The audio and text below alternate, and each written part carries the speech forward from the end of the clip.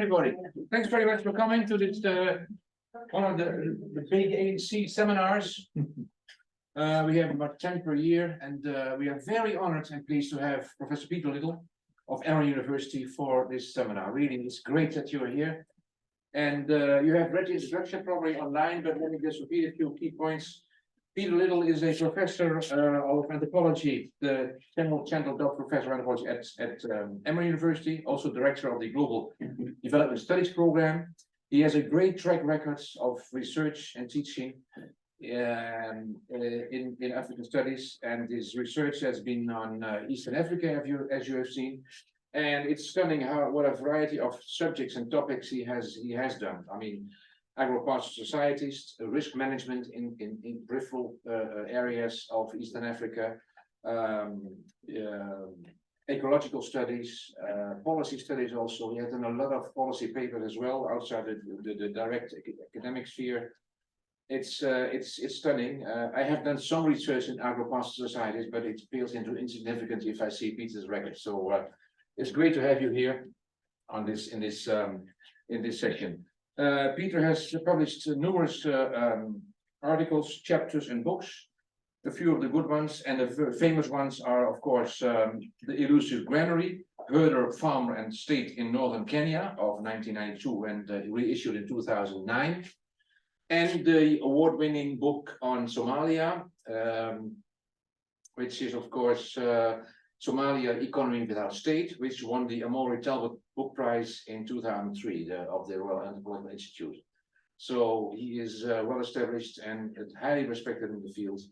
And the topic of today really is interesting because hopefully it has allowed you to reflect back upon this comparative perspective on the peripheries in Eastern Africa. And I really much look forward to your experiences, your reflections on your experience, and your insights on this topic.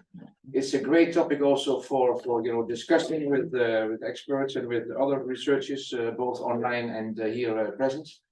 So Peter, thanks again, and the floor is of course yours now. Okay, well, thank you, Jan. That was a very generous introduction. I'm glad to be here in line. I've been here a few other times. Still the yellow building, I noticed, but I hear you're moving. So anyways, I'm glad to be here frequently. So to share this, I need to go into Zoom, I guess. Yeah, the Zoom is already open there. Oh, it is? Okay. Yeah. Should be going now, open. Where is it? Yeah. This one. Share screen. Like the bottom. One down. Yeah. And then up, share. And then we No matter how much you do this, you never learn. So it's a nervousness of the moment, maybe. That's Okay. it. Yeah. So we're good? Yeah, we're good. Let me pull this in, right. Let me pull this in. Yeah. Okay. Yeah. Great, good. Okay, well, thank you. So I want this presentation to not be just about sort of pastoralism, drylands and stuff, because I think we take this notion of the margins and periphery to lots of different other topics and issues. So it's let's see.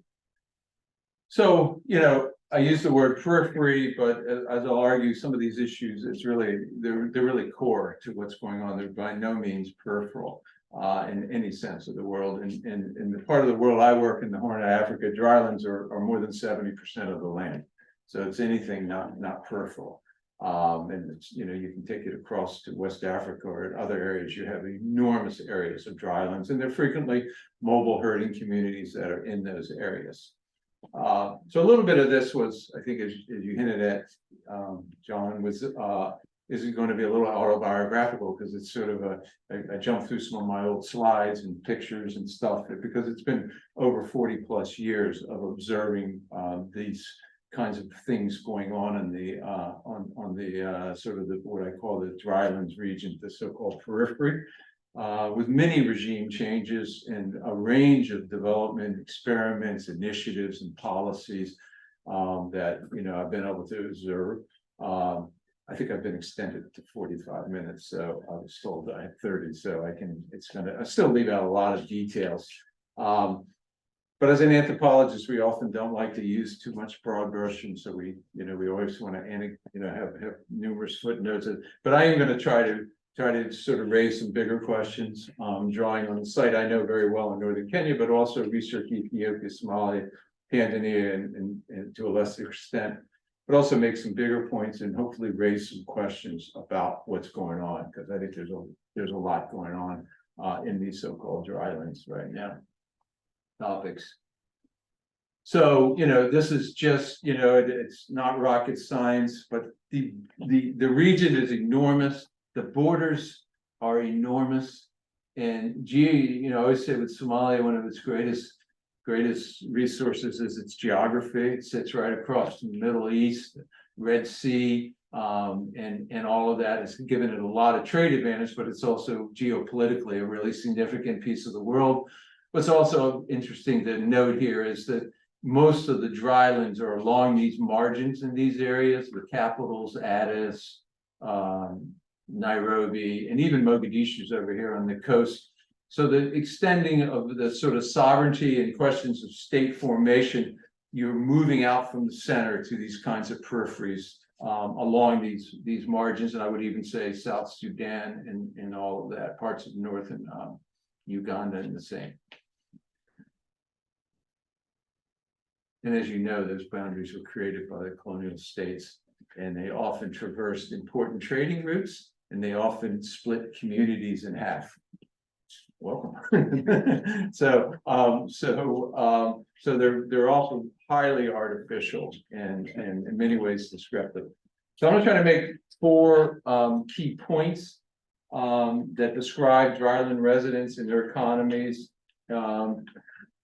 And I would say these narratives have been generally consistent for the past 50 years. Kind of boring because you see the same narratives and so on that I saw when I first began to research this stuff in the 1970s, late 1970s. Policies and projects, I'd argue, in these regions have been generally similar in different countries, regardless of political regime and ideological differences.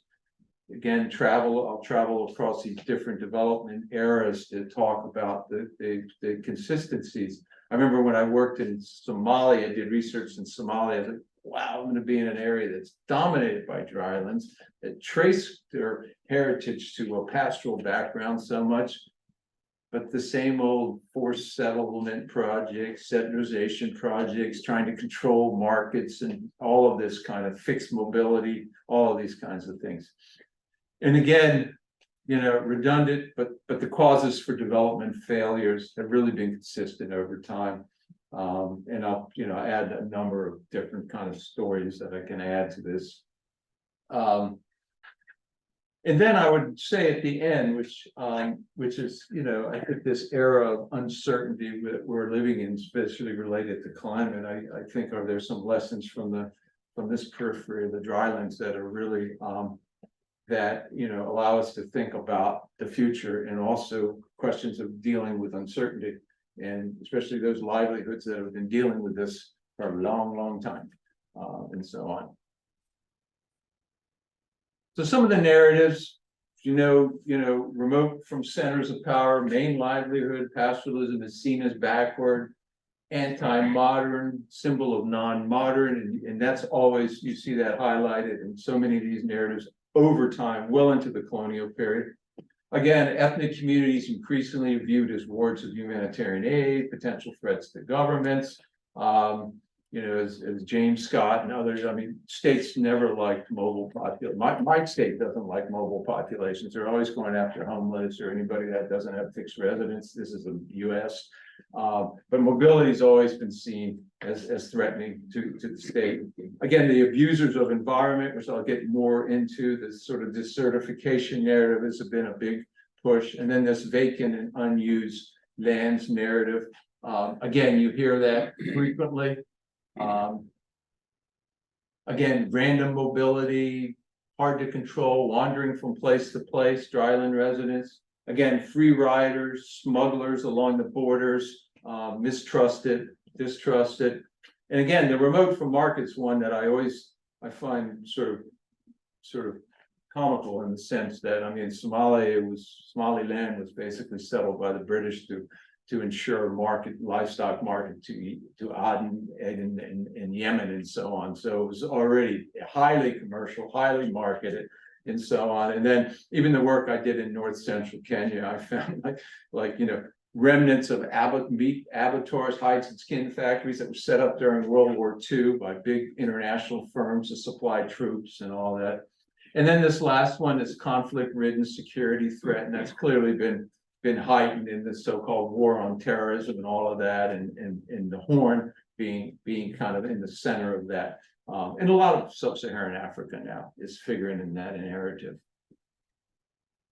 So, to start then, I'll talk about the 1970s, which is the sort of what I call the status period, state-driven projects. Again, a lot of the states, and when I began in Kenya, you were still consolidating borders, focus on policing and border enforcement, nation building. I remember working in Kenya when civil servants worked half days on Saturdays.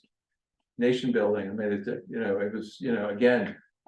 State ranches for modernizing livestock production. You see that across these regions. And again, had to maintain, control, creation of these parastatals and livestock marketing, very pros, again, to market national export markets, whether you're Ethiopia, Somalia, or Kenya. And again, the growth of what was called range management science really started in the 60s and 70s in these areas. What was called, and again, ILCO, the International Livestock Center for Africa. I think their first director was David Pratt, who was a colonial research officer doing work on range ecology and stuff. And again, strong ties to colonial science, and it kind of replicated itself in the kinds of projects that went on. Controlled grazing schemes in northeastern Kenya, a lot of vegetation mapping. These, as I said, these grazing block schemes. Some of the other ones were these what they called stratified livestock, where they would have the so-called dryland regions supply immatures to commercial ranches, and who would then fatten them and export them or sell them in the domestic market. That kind of marketing had been going on already for decades in the customary market. So it was just nothing new for these pastoral areas. In Kenya, had group land registration, they had private titling going on, they didn't know what to do with the pastoral areas, drylands, so they had the famous group ranches, especially Kenya, settlement, pastoral centralization, Ujamaa in Tanzania, villagization in Ethiopia, again, settled irrigation schemes, Kenya and Somalia. Again, anything to kind of fix the population and to decrease mobility, make these drylands more legible, to use the word of James Scott, the political scientist. Again, state marketing boards supply state-owned abattoirs, leather tanneries, export markets, and so on. I remember the hides and skin state factory in Kismayo, Somalia, when I was working there in the late 80s, 1980s. They couldn't buy any hides and skins from the local because nobody would sell them. They were all selling them cross-border to Kenya because the prices were so low. They would literally get the supply from their skins by transporting them from a state-owned abattoir in Mogadishu all the way down an awful road, and then process the skins and hides and skins. And at that time, they were selling them to Eastern Europe and the USSR and all of that. So think about the economics of that. So it collapsed, like a lot of them, bankrupt. There was a big one in Kenya, the Kenya Meat Commission. It went bankrupt, and then it kind of got revitalized with some private money, but I think it's still gotten a lot of problems. And again, a lot of this was, again, minimized ethnic politics. It's all about nation building. I remember when I was at the University of Nairobi, Institute of Development Studies in the early 80s, you couldn't talk about ethnicity. You'd be called a tribalist, you'd be all of that, and so on. Again, this is just a settlement scheme, a sedentarization effort, and these are littered all over the Horn of Africa, all over East Africa. This was one, and you can see, set up was actually to grow pawpaw, to grow a papaya, and even cotton. Kerio Valley Development Authority had invested in Bringo in this big state team. you can see the ecology eventually was just abandoned and dried up. The second picture, I took that about 15 years after it had started. These are littered all over the Horn of Africa.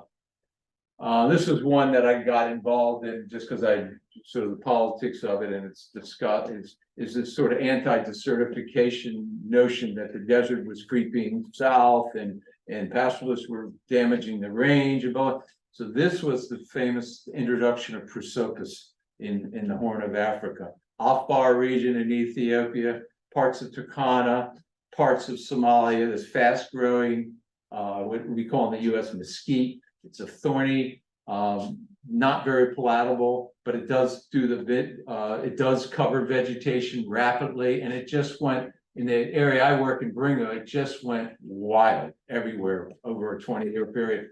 So this is a picture I took like in 1983 when the state started this with some international donor funding, a pilot screen, and then there's this is actually a cattle dip, and you can see it's covered already by the prosopis. Again, that, I'll talk later about it, that sort of led to a whole bunch of local protests, and so local responses into the 70s, armed resistance in some areas, silent resistance, withdrawing from projects or pursuing them for reasons other than those originally intended. I think some of the group ranch schemes were not to commercialize livestock, but to continue to allow for some territorial boundaries to keep others from being outside. Water development, boundary marketing, these deep boreholes that they drilled in a number of areas like northeastern Kenya. A lot of the herders did not want them because they brought in a lot of people. They damaged them. They fill them up with rocks. They would break them. The grazing block scheme of northeastern Kenya, where they sunk these deep boreholes, basically eliminated one of the most richest dryland grazing areas in the Horn of Africa, a place called the Lorient Swamp, which was a area where they had, once you put the deep boreholes, it just attracts so many livestock, and it created a lot of conflict. And again, the traders and pastoralists still pursued their normal markets, including supplying domestic markets and transporter and export trade. As I said before, these borders meant nothing because this trade had been going on for a long, long time. And even those that settled in Ujamaa, even those that settle in irrigation schemes, they often still maintain livestock mobility through their relatives or so on, or hiring herders to herd for them or whatever. So the 80s and 90s, what I call the merits of the market and the democracy area in this area, structural adjustment programs, which I'm sure you guys have all heard of, which is very pro-private sector, very anti-state involvement in a lot of this. Again, invest where markets are most developed, not in the dryland rangelands. Some of these big state-funded projects, you had this narrative for the first time I heard in the 80s about retrenchment. People were getting laid off and fired in these communities. Failure of the structural adjustment programs were then often blamed on corruption or poor governance.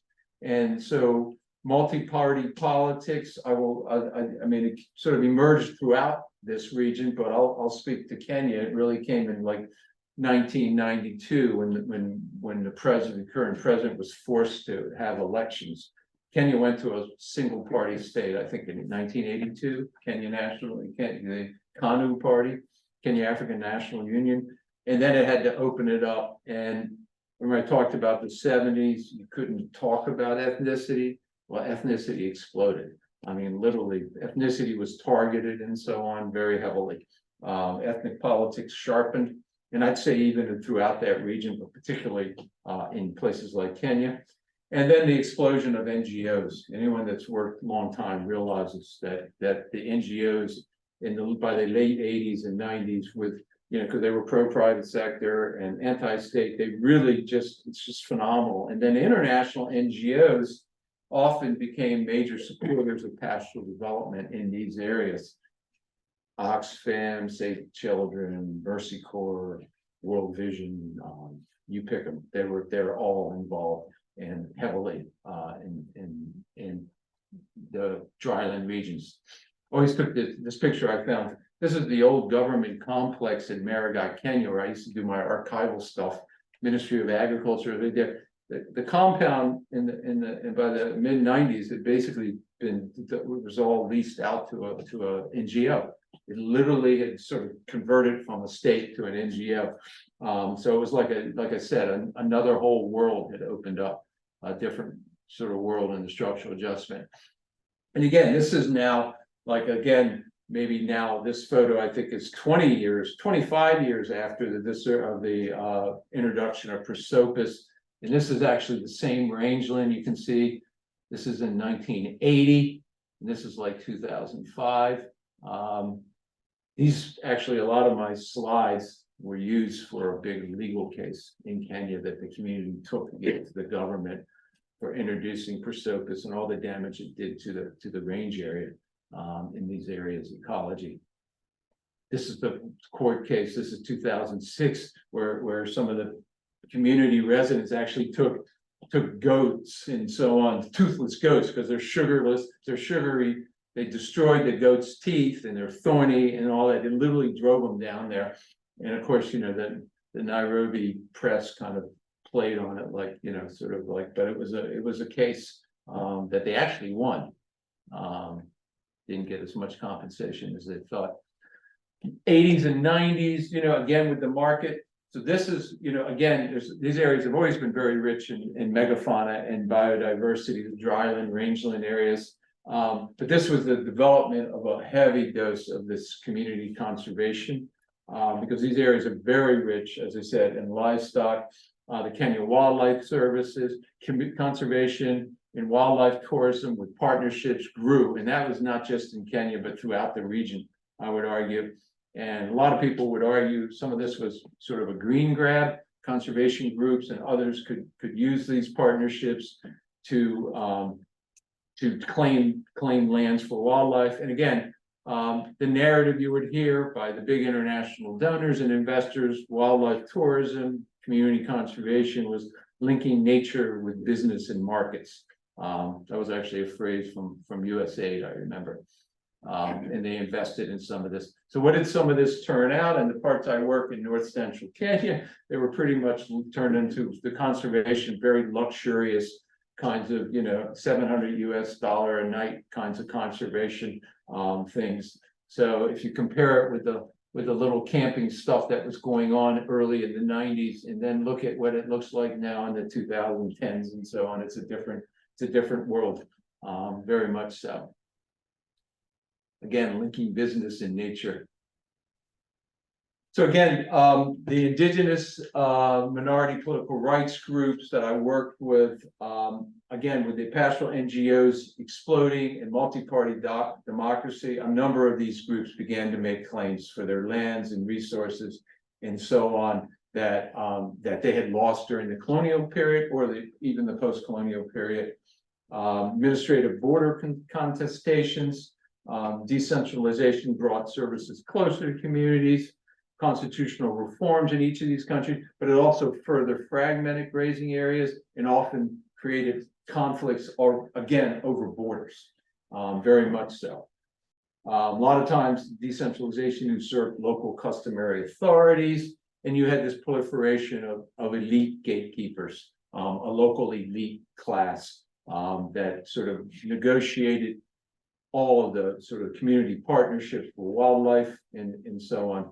And ethnicity and ethnic politics really became weaponized heavily in this part of the Horn of Africa, with political leaders using ethnicity as a tool, political tool.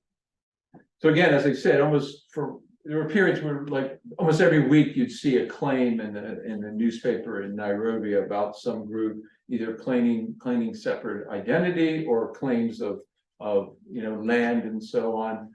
And with the formation of multi-party politics, the current president Moi, who did not have a strong alliances with the two dominant ethnic groups in Kenya, the Kikuyu or Luo, he sought alliances throughout the drylands with the Somalis and again a group called the Kamatusa, which was Kalenjin, Maasai, Turkana, Samburu. not exactly the core of politics in Kenya until, well, the Kalenjin now definitely are.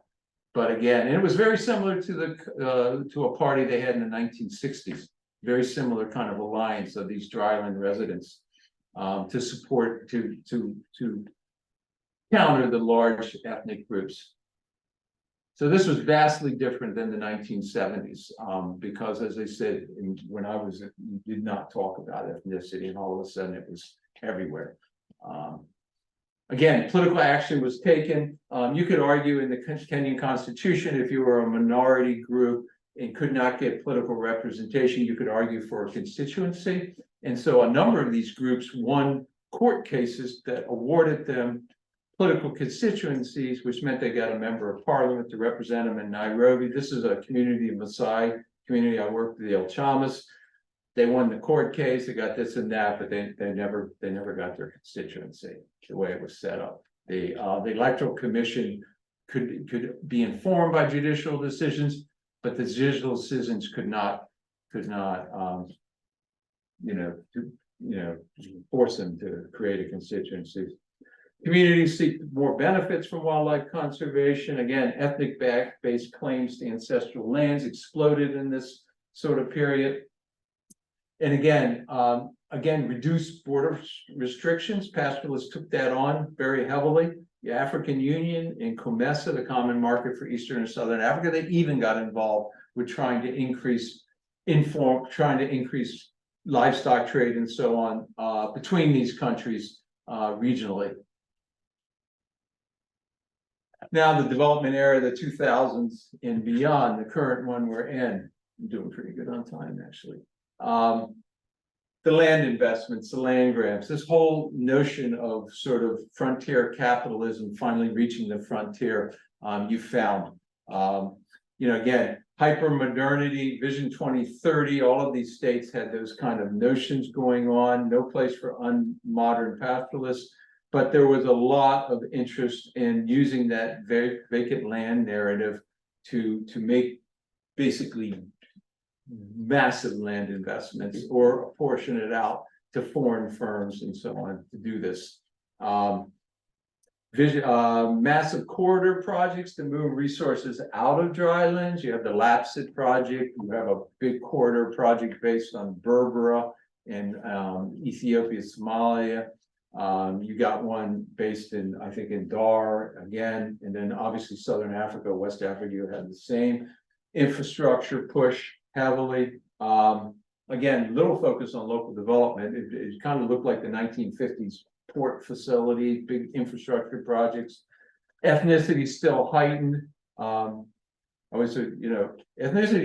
didn't matter, although there is really official tribal registries in Kenya. I didn't realize in the Kenyan Asian Kenyans argued and got actually recognition by Uhuru Kenyatta as a 44th official tribe in Kenya. So it does make a difference when it comes to politics and all of that. Securitization, post 9/11, the so-called war on terrorism, open borders become a problem. And then you had this massive infrastructure development led by a lot of investment from China in that entire region. Again, moving commodities out and in. So here's just a picture of a scheme that was a state farming scheme that in north central Kenya that had now been contracted out to a firm where they were growing actually maize seed on contract for a private Kenya seed company. There's the infrastructure. This is the expansion of a road to link the border of Kenya with Ethiopia. You can see the Chinese flag, which was actually right there in the front with Ethiopia, but a massive amount of infrastructure. This is the so-called Lamu port project, Lapsit project. This is a Berbera Somaliland, which is not even officially acknowledged by the UN as a country, Somaliland. You got massive investment there. Last time I looked, I think Dubai World is running the port now. In Berbera, Dubai World, I think just got the port of Dar es Salaam too, I believe. So they're investing all of this. So you got this massive upgrade going on. Ethiopia is invested in Berbera because they're landlocked and they want access to the port and so on. What else in this development, the 2000 billion, oil, water extraction, geothermal, all of these are in the drylands. This is a massive wind farm. I think it's the largest in Africa in Lake Turkana area, Turkana County, drylands, frontier. I think this company now has got investment by the famous hedge fund, by a famous hedge fund in the US. So these financial firms are looking for new frontiers in late capitalism. And then you've got, this is geothermal development. This is one of the old project that down near Lake Naivasha, but they've also now developed in geothermal in Baringo and elsewhere. They use, again, it's green energy, it's national, but it's, if you're a resident in that area, it's problematic. I mean, there's, it's got a more of an environmental footprint than people think. I remember talking to somebody, for instance, the gas emissions there in the facilities in Kenya are like, I don't know, they said something like a level 5 or whatever. It means that they're not filtering out much of the toxic gas stuff and the thing. They said that Finland, which is, I think, not Finland, Iceland, which I think is like 90% dependent on geothermal, their anti-pollution thing was something like level 1. I mean, almost no noxious gas. So you can see who's getting shortchanged.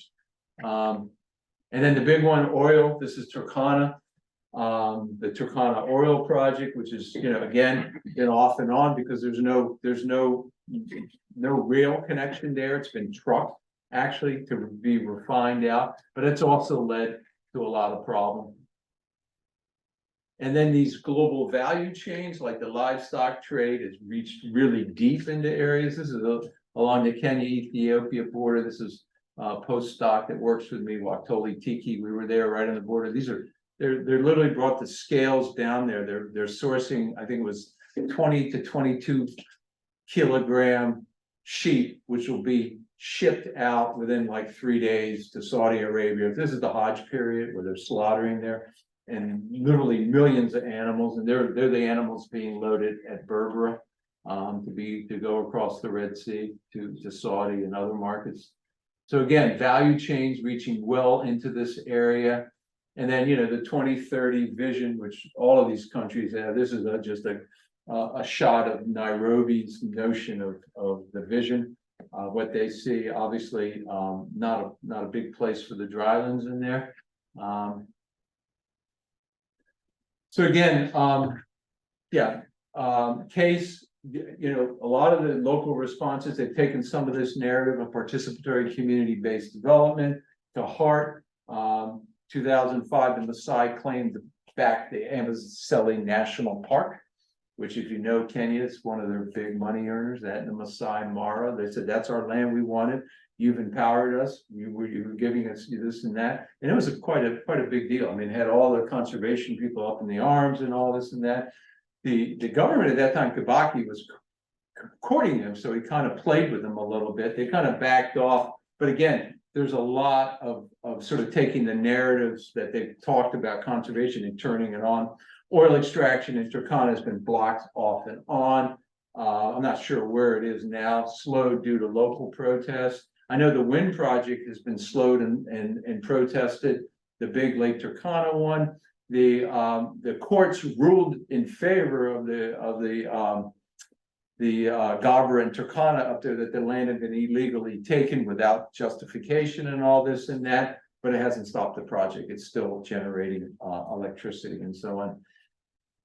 Unlike the oil one, this comes against the narrative of climate change and so on, because even in the court case where the government negotiated with the community where I showed the Prosopis was introduced, even though when it was introduced 40 years ago, they didn't care at all about green energy and climate change. It was never in the narrative.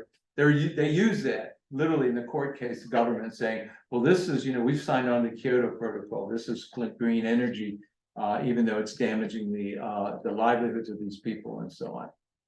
So again, there've been a many positive court cases. The anthropologist Jean Komaroff refers to how these communities on the margins are using the courts, she calls lawfare, and in going after, so they're getting numerous judicial victories, including with the African Human Rights Court and Banjul, Gambia and stuff. But again, only minor impacts on the ground in terms of slowing down some of this.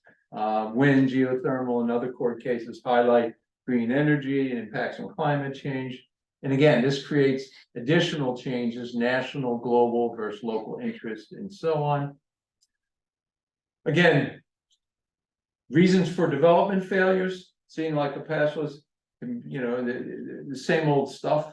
I mean, they say no support for mobility as a livelihood. If you take away the ability to move where the pastures and rain are, that's the end of it. I mean, that's basically, you know, that's basically the end of their livelihood, more or less. Boundaries, settlement, fencing, the green wall in the Sahel, all of these initiatives are, you know, strict mobility, and to restrict mobility is to heighten livelihood risk. Restrict transnational movements and trade, common, same narrative, and same reason for the development favor. You know, again, lack of support for flexibility and resource use of communal resources and land rights. And again, same reason. And then this fourth one, especially with, you know, sort of people like, you know, well, Turkana, we should have this, we should have abattoirs, we should do value adding. It's very difficult to correct basically, you know, decades of neglect and investment for infrastructure and social infrastructure in these areas and expect them to sort of respond overnight. So I'll just conclude here with some lessons for of what I see as a future of increased uncertainty. And I'm going to borrow from my colleague and friend Ian Schoons at IDS Sussex, if you know him, long studies, just finished a fascinating project called Pastries, which is a global look at drylands, pastoralism around the world, India, other places, even Europe, Sardinia, Africa also. Is this question that, you know, these extreme weather events, dryland residents have always lived with these extreme weather events and uncertainty.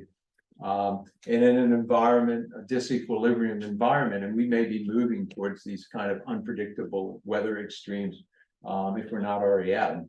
Resilience, again, a current buzzword, but pastoralists have shown over time incredible resilience, ability to move. It's a fascinating group of people working on this stuff, from hydropower, electric utility people looking at modeling, you know, questions of uncertainty and how you can have reliability where you've got these extremes. You know, again, pastoralism, because they move and there's, you know, there's obviously a very large anti-livestock, and rightfully so, industrial livestock farming lobby throughout the world, including everywhere in the US, I'm sure Netherlands and stuff, and rightfully so. The commercial ranching is up, but this is these uses of pastoral lands that generate a fraction of carbon emissions. And they also, you know, we're just now learning more about grasslands and stuff, savannas that actually have roots, they actually store carbon below the ground and their deep root systems and so on. So they can actually be a better use than alternative uses of land in that area. Again, lessons from drylands under uncertain conditions that might apply to decision-making in other sections, issues of infrastructure, flexibility, reliability over maximization, fixed versus temporary uses and land investments. I can remember when I first worked in Baringo, there was what we used to call an Irish bridge, which is just a slab of concrete that went across, and maybe when it rained up there, the 5 days, every 4 months, you couldn't use it all day because the water would flood over it. But I remember they replaced them with span bridges each time. And I remember each time the elders up there said they'll be gone, and they were gone, just washed out, you know, with the infrastructure. I can remember a fixed irrigation scheme up there where they built these big concrete weirs and barrages. And I remember they said, well, our systems always had flexible where we moved because you don't know where the rain's going to come this time and this, that. And again, the infrastructure was destroyed. That was funded by a country you guys know, some of that irrigation. But anyways, So I think you can rethink some of this investment and sort of think about, reliability over what's the, sort of notion of maximum. And again, they asked the question of, lessons for how pastoralist dryland residents make decisions under very uncertain. This is Schoons and Michelle Norrie. And their recent work issues, again, of flexibility, seeking reliability over maximization, land investments, and so on. And again, it's, to conclude, can the periphery hold important lessons for the future of the core in this and everybody else? Because as I said, uncertainty has been a norm for them, not an exception. So I will for those that speak Swahili. Okay.